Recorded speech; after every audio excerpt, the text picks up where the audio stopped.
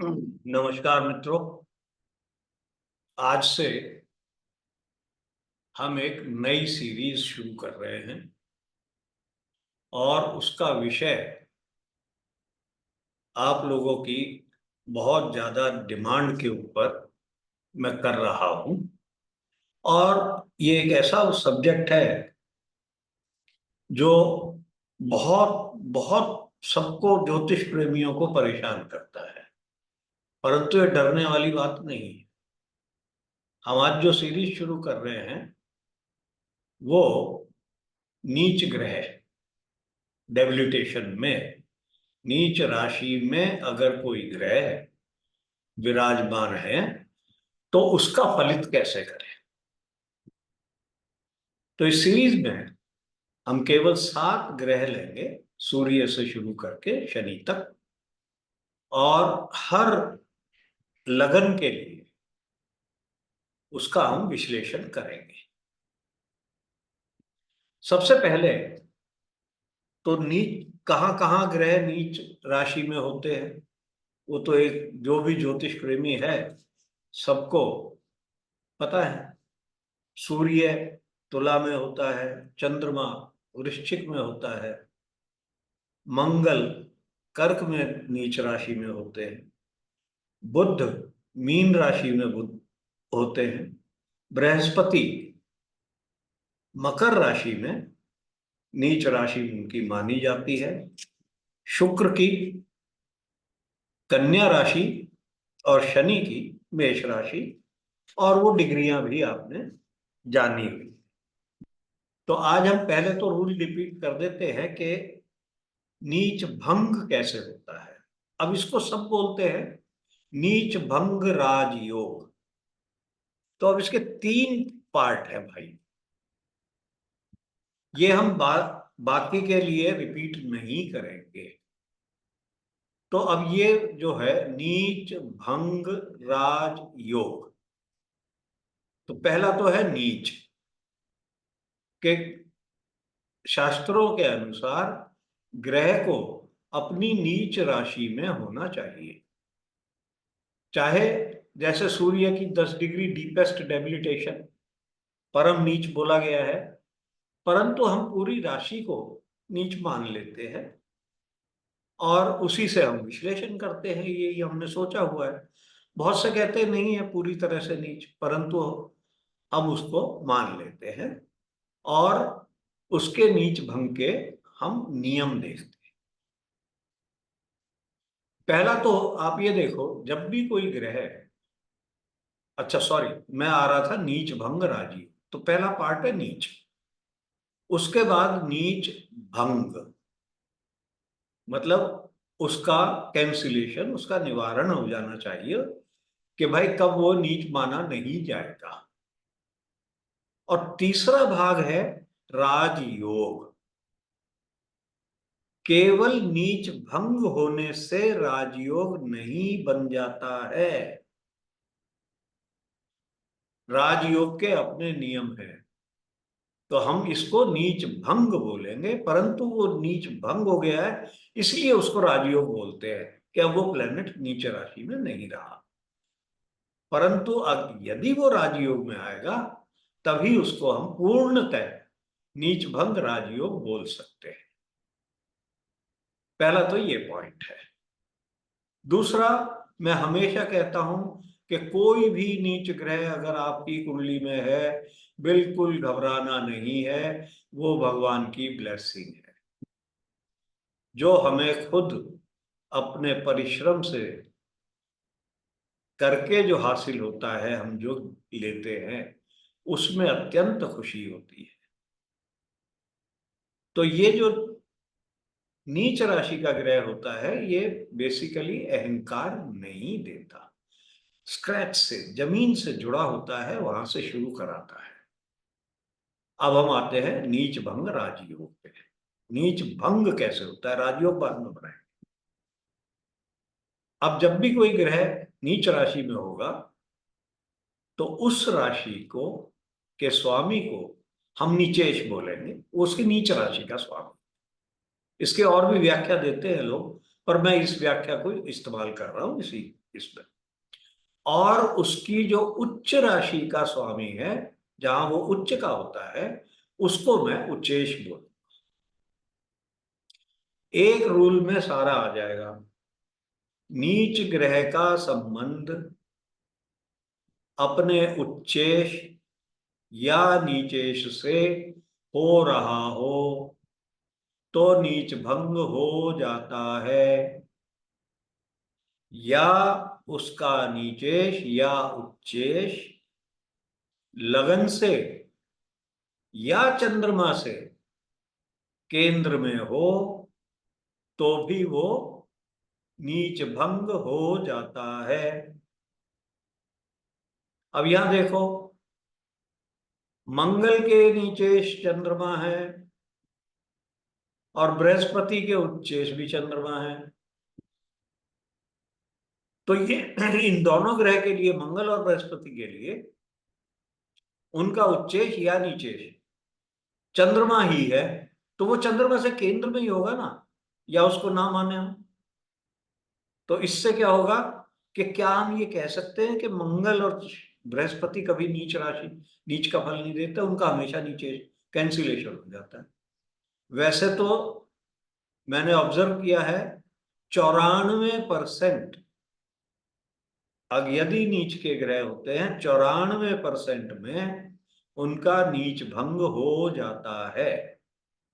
अब एक और नीच भंग का हम नियम दे रहे हैं जो आप साधारणता नहीं पढ़ते हैं। वो नियम क्या है, ध्यान से सुन लीजिए। सूर्य शुक्र की राशि में नीच कहलाता है। अब हम सूर्य को ले लेंगे, उसके नीचेश को ले लेंगे, और जिसमें वो नीचेश शुक्र जिस राशि में उच्च का होता है तो वो उसका उच्चेश हो गया। उस उच्चेश का संबंध यदि इस नीच राशि के ग्रह से आ जाए, वो दृष्ट कर दे, इसके साथ बैठा हो, तो भी नीच भंग हो जाता है। अब इसकी यह सूत्र आप समझें और लगाएं। मतलब सूर्य के साथ बृहस्पति का संबंध आ जाए, नीच के सूर्य के साथ, उसका नीच भंग हो जाएगा। अब चंद्रमा का आप सुन लो, एक और बता देता हूं। चंद्रमा के नीचेश होते हैं मंगल, मंगल के उच्चेश होते हैं शनि। तो नीच के चंद्रमा पर यदि शनि का संबंध आ जाए तो चंद्रमा का नीच भंग हो जाता है। तो ये टेबल आप अपनी बना सकते हैं, और नहीं तो ये मैं ले रहा हूं सरल पार्ट 2 से, उसमें ये टेबल दी गई। अब हमारा मेथड क्या होगा करने का, कुछ अब पहले हम नियम देख लेते हैं। एक तो सबसे बड़ा नियम आ जाएगा कि नीच ग्रह, नीच राशि का ग्रह यदि लगन को देख रहा है, लगन को दृष्ट कर रहा है, तो बड़ा अच्छा विपरीत योग बन जाता है और ये राजयोग का फल देता है। ये जरूरी है, ऐसा अगर हो जाए। दो नीच राशि में स्थित ग्रह एक दूसरे को दृष्ट कर रहे हैं तो भी वो राजयोग कहलाता है। तीसरा एक और नियम मैं इसमें यहां बता देता हूं। यदि नीच राशि के ग्रह का स्वामी, मान लीजिए बृहस्पति मकर में नीच के हैं और शनि उसके साथ संबंध बना रहे हैं या शनि उसको दृष्ट कर रहे हैं, तो भी वो राजयोग होता है। नीच भंग तो है ही, राजयोग होता है। फिर पराशर जी ने नीच राशि के ग्रहों के लिए योग दिए हैं, जो मैं पहले एक वीडियो में कवर कर चुका हूं, कि 3, 6, 8 में नीच के ग्रह विराजमान हो तो वो राजयोग देते हैं। 3 6 8 12, 3 6 12 8 है, उनके स्वामी नीच राशि में हो तो राजयोग है।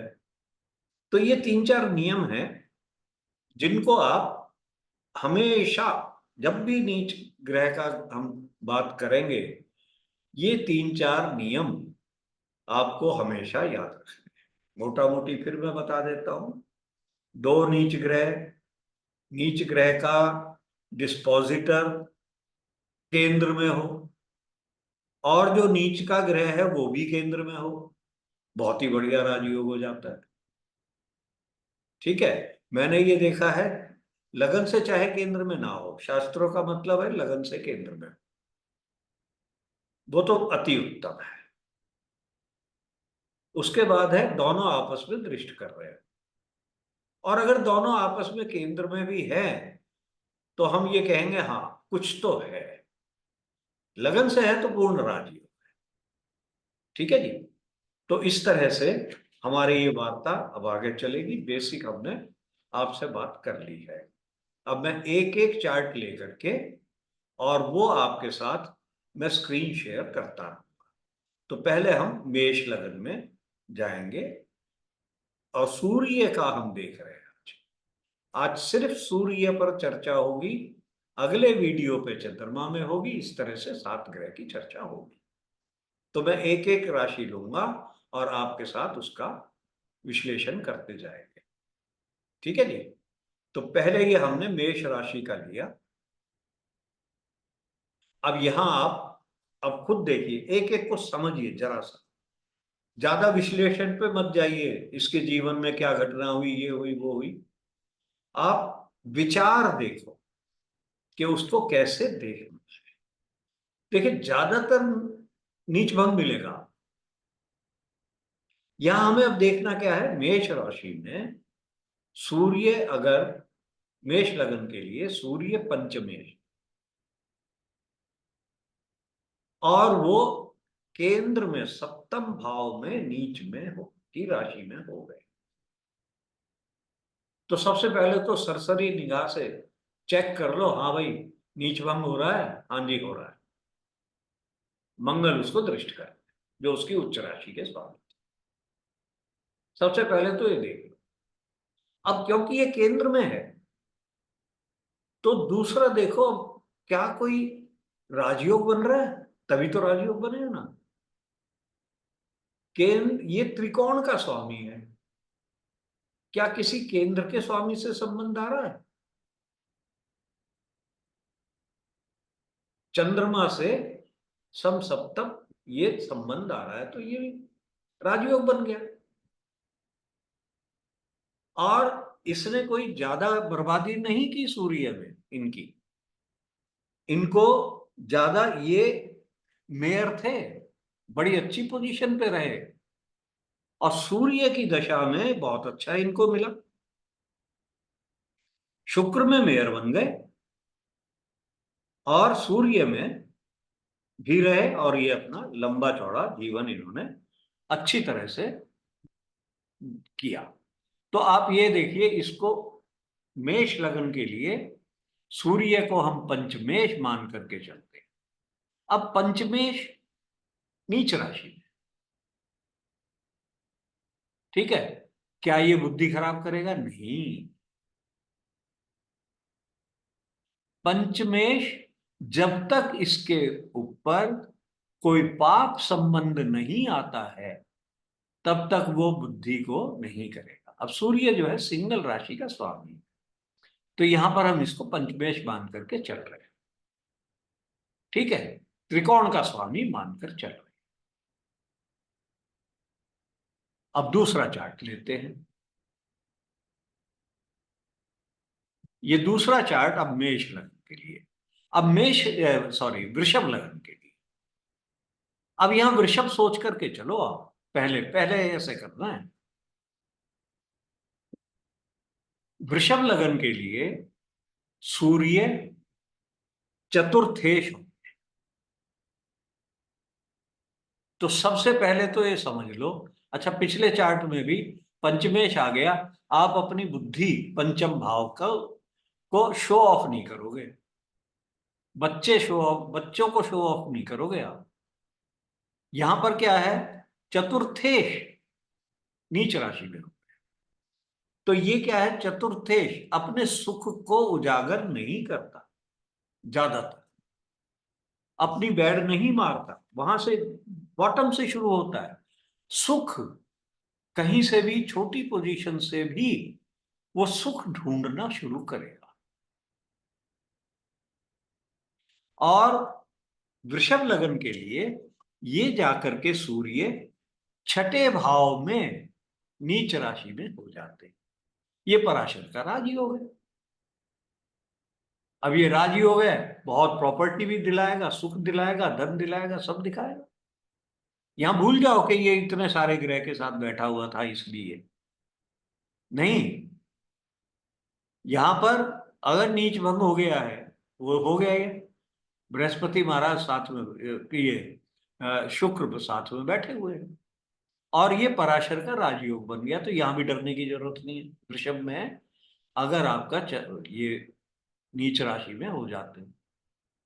अब इस कुंडली की बात ले रहे हैं तो कह के भाई शनि देख रहे, योग कारक शनि की भी दृष्टि आ रही है, इतने सारे ग्रह उनके साथ हैं, बृहस्पति भी है, सूर्य भी है, बुध भी है, तो धन योग भी बन रहा है।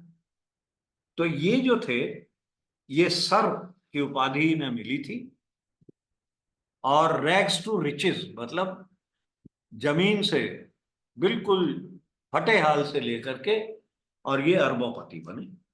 अरबोपति बोल रहा हूं मैं, करोड़पति नहीं बोल रहा हूं।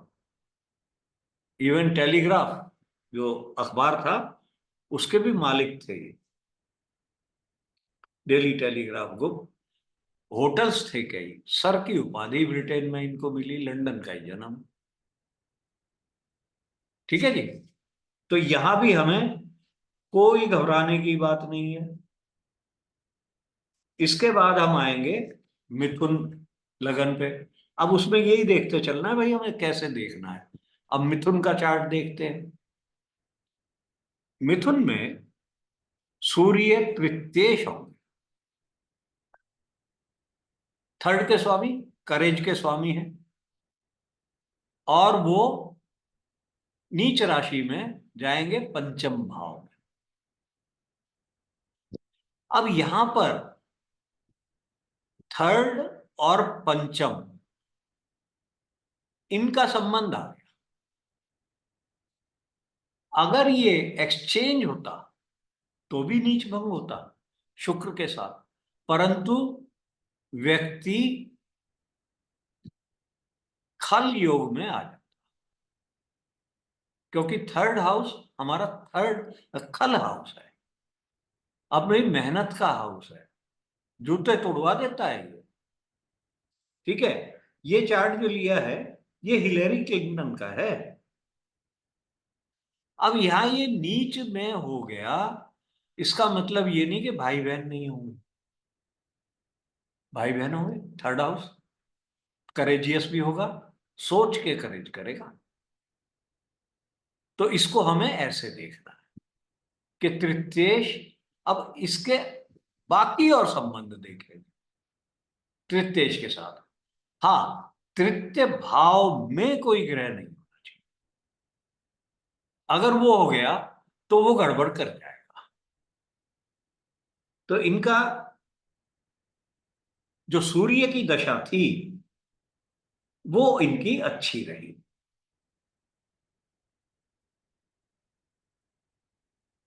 भाई भी हैं। सूर्य की दशा इनकी 2006 में, उसने इनको प्रेसिडेंट नहीं बनने दिया, बस इतनी गड़बड़। मेहनत में कमी, या कहो भाग्य में कमी रह गई। कारण क्या था?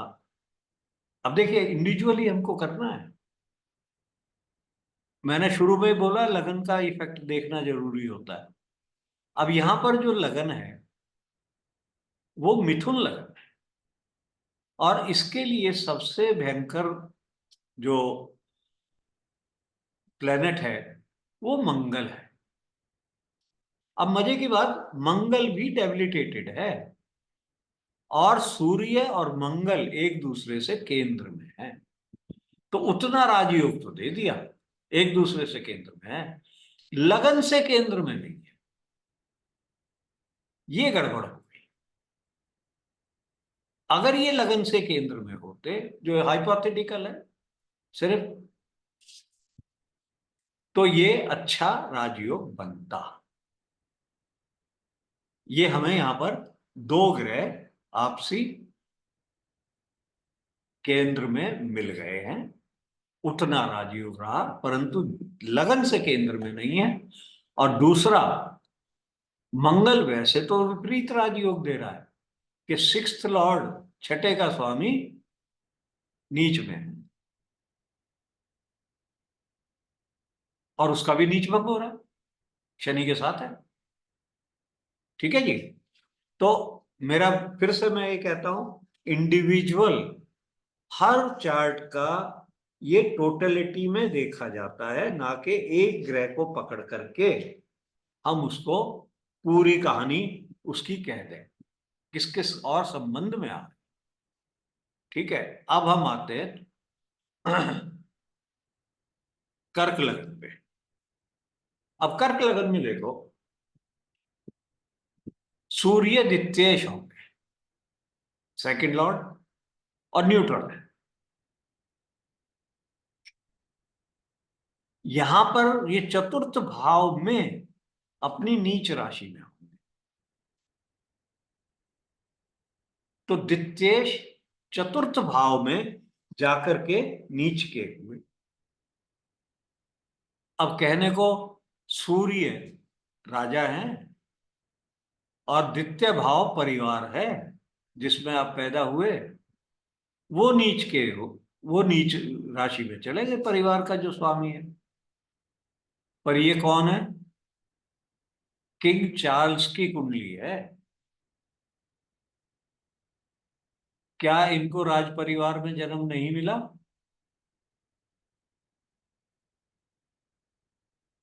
अब यहां आप देखिए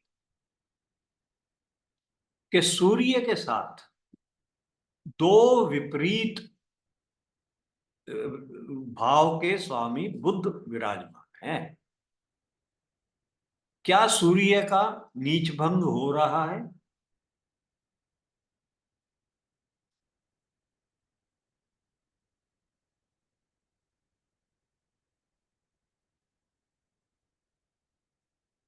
सूर्य के उच्चेश मंगल है, नीचेश शुक्र है, आपस में कोई संबंध नहीं आ रहा है।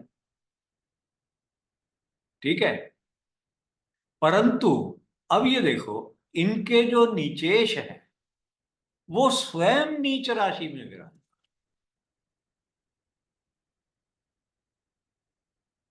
स्वयं नीच राशि में विराजमान है। और इनके जो, नहीं पता चला था भाई कैंसिलेशन कैसे हो रहा है, इनके जो ये जहां पर उच्च के होते हैं वहां शनि नीच के होते हैं। मंगल से अगर संबंध आता तो हम बोलते डायरेक्ट ये कैंसिलेशन हो रहा है, परंतु यहां डायरेक्ट कैंसिलेशन हमको नहीं दिख रहा है। सिर्फ शनि का जो प्रभाव इनके ऊपर आ रहा है उसको हम कह सकते हैं कि ये कुछ नीच भंग का काम कर रहा है,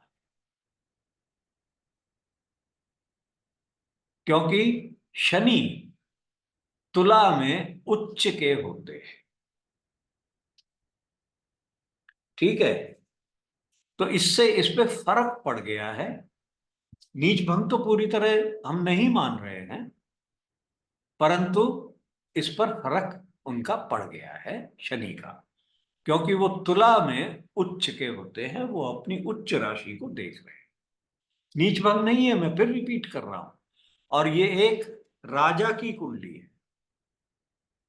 अब यहां हम कैसे देखेंगे? सेकंड लॉर्ड, वो चतुर्थ में चला गया। इस तरह से हम सिर्फ इसको देखेंगे और वो नीच का हो। मतलब हम ये कहें कि परिवार का या स्पीच में नम्रता है, परिवार में नम्रता है, उसका रौब नहीं झाड़ रहा हूं मैं, ये सिर्फ नीच का होगा। स्क्रैच से मैं शुरू हो रहा हूं। कितने दिन रगड़ा खाया, राजा नहीं बने, पर शांति से बैठे रहे। ठीक है जी। अब आते हैं नेक्स्ट उस पे।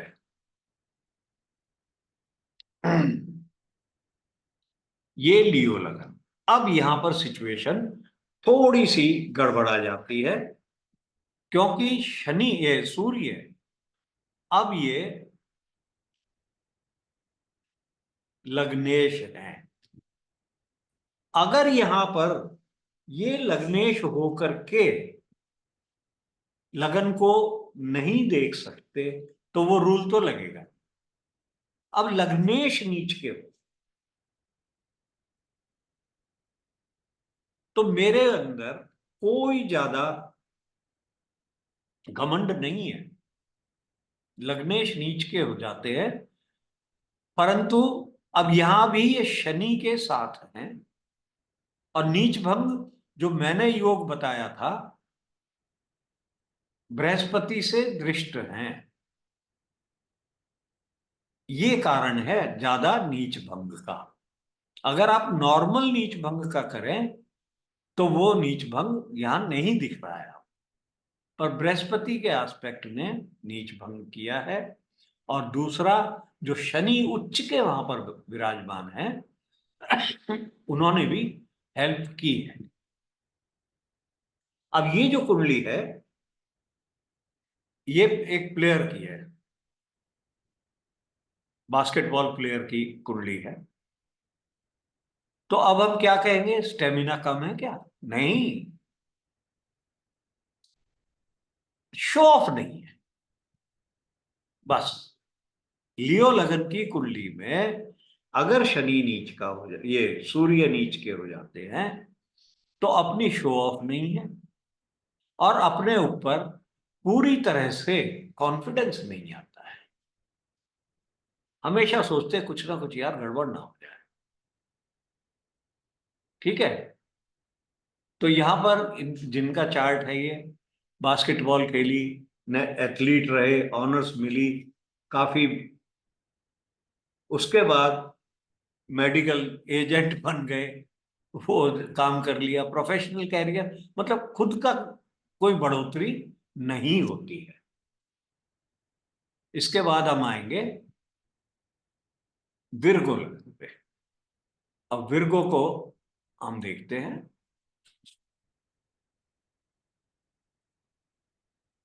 यहां पर ये द्वादशेष है,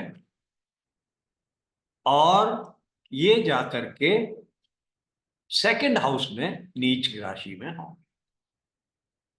ट्वेल्थ लॉर्ड एक्सपेंसेस का है, और सेकंड को हम धन का विभाव बोलते हैं। ये धन का भाव भी हो गया। अब कई पुस्तकों में ये लिखा हुआ है कि अगर ट्वेल्थ लॉर्ड सेकंड हाउस में चला जाए तो वो आश्रम बनवाता है, दान पुण्य करता है, उस तरह के खर्चे करता है। अब यहां आप देखो, कैंसिलेशन, ना मंगल से कोई संबंध आ रहा है, ना शुक्र से संबंध आ रहा है, नीचेश और उच्चेश से। बृहस्पति देख रहे हैं,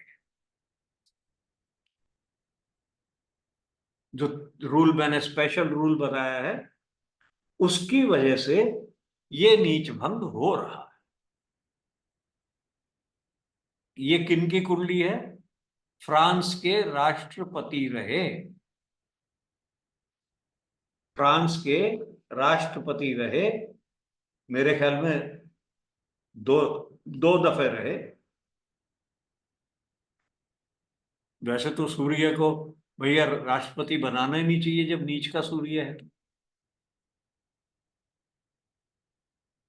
यहां पर इनको एक और जो सहारा मिल रहा है, वो मिल रहा है चंद्रमा। चंद्रमा और सूर्य का संबंध ये कुछ मायनों में कहीं पर भी हो, हम और किसी भी कुंडली में हो, इसको हम अमावस्या बोलते हैं। और शास्त्रों में लिखा है नो मून नो मैन, पर नहीं, मैं इसको अच्छा खासा राजयोग मानता हूं। किस तरह का राजयोग? कि उसको अपनी मेहनत करनी पड़ती है, पोजीशन भी मिलेगी, परंतु उसको मेहनत बहुत करनी पड़ती है। अब 12th लॉर्ड यहां पर आएगा, इसमें एक नेगेटिव पॉइंट हो जाता है।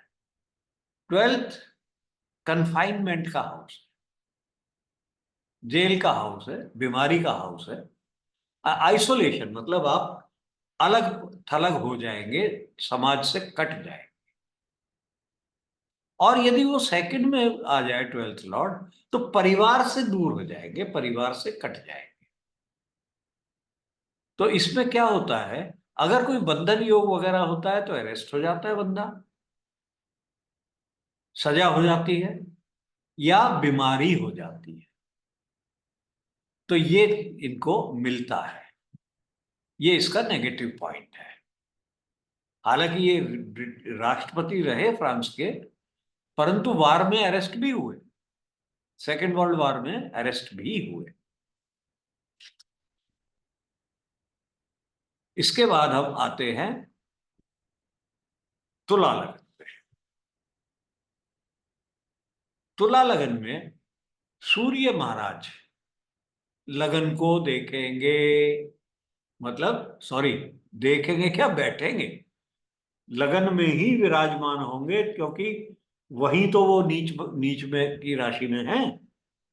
और ये हमने बताया था कि यदि नीच ग्रह लगन को दृष्ट करे तो वो एक राजयोग होता है।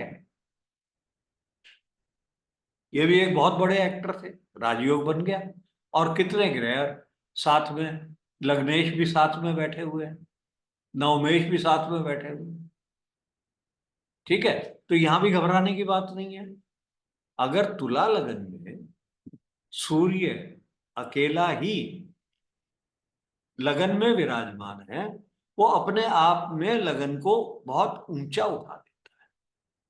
दूसरा पॉइंट, अब तुला लगन में क्या आता है, सूर्य एकाधिपति है, एक ही राशि के स्वामी है, और यहां पर वो राशि इनकी 11वें भाव में पड़ती है।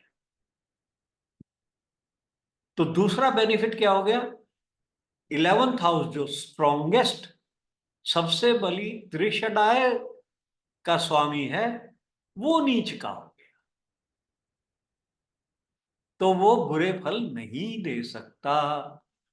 त्रिशडाय का स्वामी यदि उच्च राशि में आ जाए तब वो ड्रामा कर सकता है, तब वो परेशान करेगा, अच्छी तरह परेशान करेगा।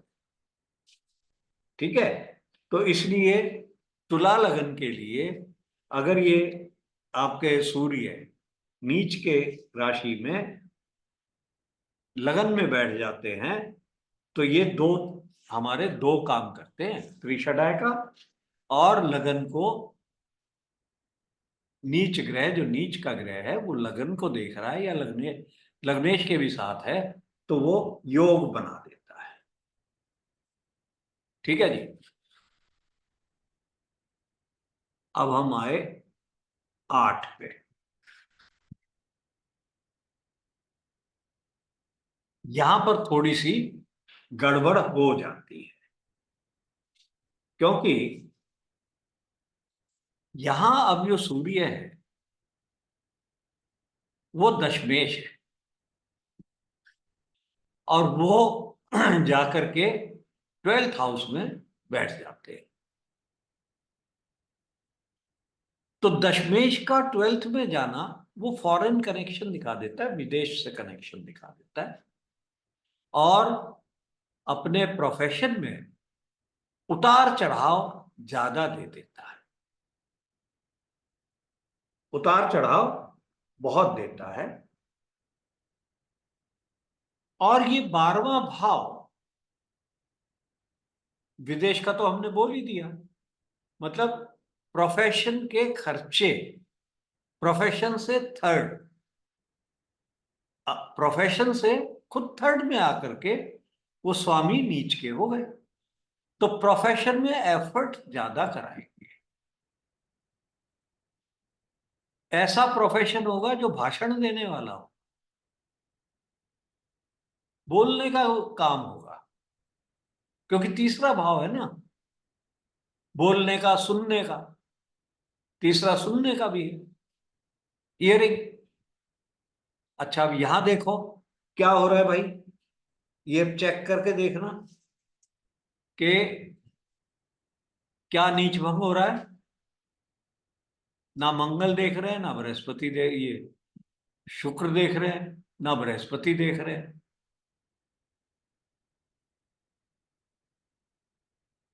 तो ये एक ऐसा केस मिला है यहां पर, मुझे तो इसका नीच भंग दिख नहीं रहा है। ठीक है जी। तो ये इनकी मेहनत ज्यादा रही, ये सिंगर थी और काफी बीमारी भी इनको रही, मतलब रुकावटें आती हैं प्रोफेशन। मेन मेन पॉइंट ये नोट करने का है। इसके बाद हम आएंगे धनु लग्न। धनु लग्न में अब आप देखिए, नाइन्थ लॉर्ड नवमेश जाकर के नीच के हो गए। शास्त्रों में तो इतना तक लिख दिया है कि अगर नवमेश अपनी नीच राशि में हो और दूसरे भाव में पाप ग्रह विराजमान हो, तो उसका सब कुछ नष्ट हो जाता है, वो अनलकी टोटल। भाग्य बिल्कुल साथ नहीं देता, ना धन होता, ना कुछ होता, मतलब लाइफ जो है बर्बाद कर देता है। अब यहां जो है ये बृहस्पति बैठ गए,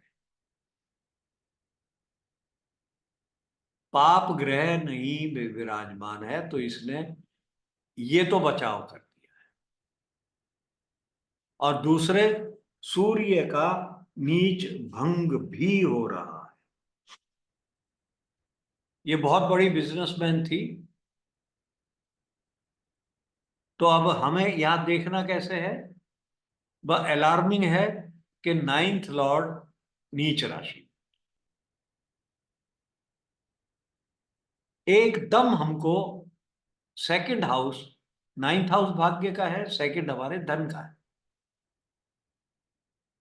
हमें सीधा सेकंड हाउस देखना है और नाइन्थ हाउस को भी देखना है कि नाइन्थ हाउस पर कोई शुभ दृष्टि आ जाए तो बहुत अच्छा है भाई, बच जाएंगे।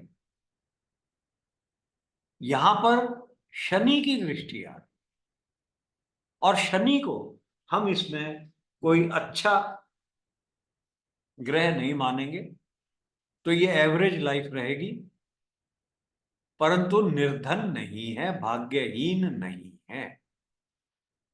दूसरा क्या है कि मंगल महाराज स्व राशि के होकर के इनको दृष्ट कर रहे हैं, सूर्य को, बड़ा स्ट्रॉन्ग नीच भंग हो रहा है।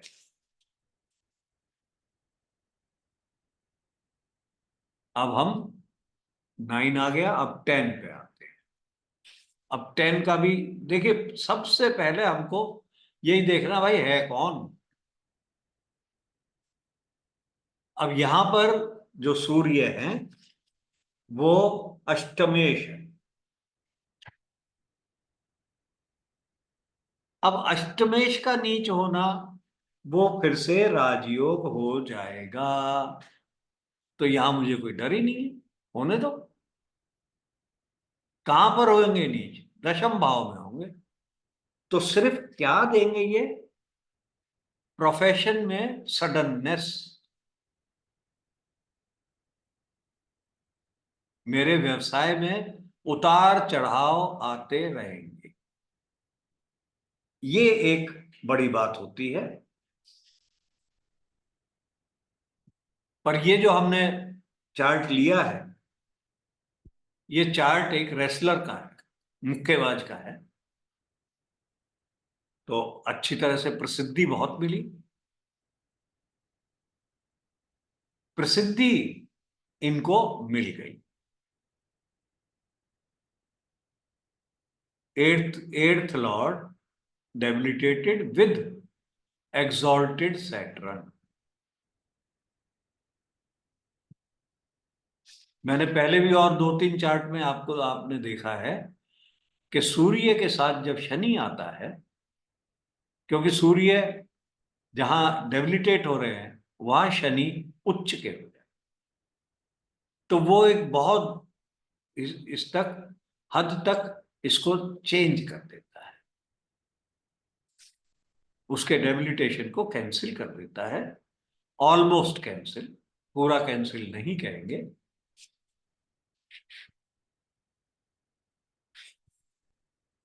अब आए हम, अब यहां भी आप देखिए, देखिए मेन बिंदु मेरा क्या है कि कुंडली वाइज जो ग्रह हमारा नीच राशि में जा रहा है वो कौन है, सीधी बात है। अब यहां पर इस एक्वेरियस लगन के लिए शनि पंच, सूर्य पंचमेश हो। अब यहां गड़बड़ हो जाएगी, सप्तमेश होंगे। सप्तमेश नीच राशि।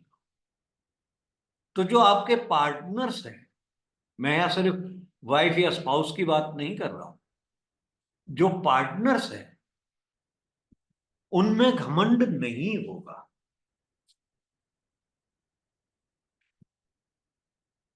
यहां भी आप देखोगे शनि का संबंध जो स्वयं अब नीच राशि में है, ये फिर कैंसिलेशन हो गया,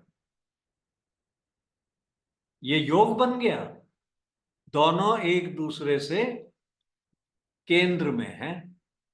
तो जब भी आपको नीच का ग्रह मिलेगा कहीं ना कहीं रेमेडी मिल जाएगी उसकी, घबराने की बात नहीं है। तो आपका स्पाउस हो गया, पार्टनर्स हो गए, वो कहां चले गए, कहां जाके नीच के होंगे, 9th हाउस में, और घमंड नहीं होगा। तो आपके साथ जो पार्टनर्स हैं जिनके साथ आप काम करते हो वो आपके भाग्य को सहारा देंगे। कितनी अच्छी बात है। कुंभ लगन के लिए आपको बहुत सहारा मिलेगा। किनसे? सारे जो आपके कांटेक्ट में लोग आएंगे, पार्टनर्स जो होंगे, उनसे बहुत अच्छा सहारा मिलेगा। इस चार्ट में तो और बात है भाई, शुक्र खुद बैठे हुए हैं सूर्य के साथ, और बहुत 50% केस में तो शुक्र आ ही जाएंगे सूर्य के साथ, क्योंकि ज्यादा दूर जा नहीं सकते, तो वैसे ही नीच भंग करते रहेंगे। अब लास्ट चार्ट लेते हैं।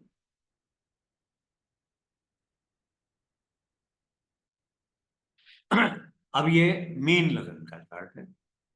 तो यहां पर सूर्य जो होंगे वो षष्ठेश। अब ये छठे के स्वामी अष्टम में नीच राशि में आ गए।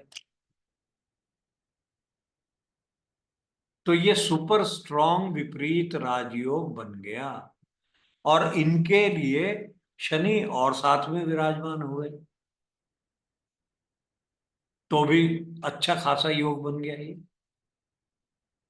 तो मीन लगन के लिए सूर्य 8वें भाव में नीच राशि में जाएंगे, कोई घबराना नहीं है, बहुत अच्छा फल ये देते हैं। और क्योंकि ये सुपर स्ट्रॉन्ग राजयोग बनता है। ठीक है। इनके और ग्रह भी नीच के हैं, शुक्र नीच का है, परंतु शनि उच्च के सूर्य के साथ। तो हमने ये देखा हमने ये देखा ज्यादातर इन फेमस कुंडलियों में शनि का संबंध भी आ रहा था। कुछ कुंडलियों में ये विपरीत राजयोग बना जाते हैं, जैसे लास्ट मीन में ही देखा, औरों में भी था। एट्थ लॉर्ड जाकर के दशम में नीच का हो रहा है, सडननेस दे देगा। तो इसलिए बाकी भी हम देखेंगे, आप भी कोशिश करिए। कोई जो आपके सूर्य नीच राशि में होगा तो किसी कोई ना कोई लगन तो होगी, और उसके आप अच्छे बिंदु देखिए, और फिर उसके बाद सूर्य का संबंध देखिए। वो आपको सारी कहानी बता देगा, कोई डरने की बात नहीं है। और ये अच्छा एक नीच का होना अच्छी बात है, कोई ऐसी बात नहीं। क्योंकि सूर्य कहाँ नीच के होते हैं? शुक्र की राशि। शुक्र सौम्य राशि है और सूर्य आत्मा है। दिवाली जब आती है तो सूर्य नीच राशि में ही होते हैं, और इतना बड़ा पर्व मनाया जाता है। उस दिन चंद्रमा भी इनके साथ होते हैं। तो जब हम इतना बड़ा पर्व सूर्य की नीच में होने पर मना सकते हैं, तो क्या जिंदगी में यदि सूर्य नीच राशि में हो तो वो हम पर्व नहीं मानते क्या? तो हर राशि के लिए सूर्य नीच होना कोई गलत बात नहीं है। ये अच्छा फल भी देते हैं, और ज्यादातर फल अच्छा ही देते हैं। तो आज के लिए इतना ही। अगले वीडियो में हम फिर चंद्रमा पर बात करेंगे और इस कंटिन्यू करेंगे। या आप बताइए भाई, करें या ना करें? अगर सबको आता ही है तो उसमें क्या फायदा है? मैं तो सिर्फ ये किस लिए कर रहा हूं कि भाई एक एक राशि को आप हर नीच ग्रह के लिए बैठ के मनन करें। हमारे जो ज्योतिष है, मनन का विषय है बहुत बड़ा। तो आप मनन करिए थोड़ा सा, आगे फिर मिलेंगे। नमस्कार।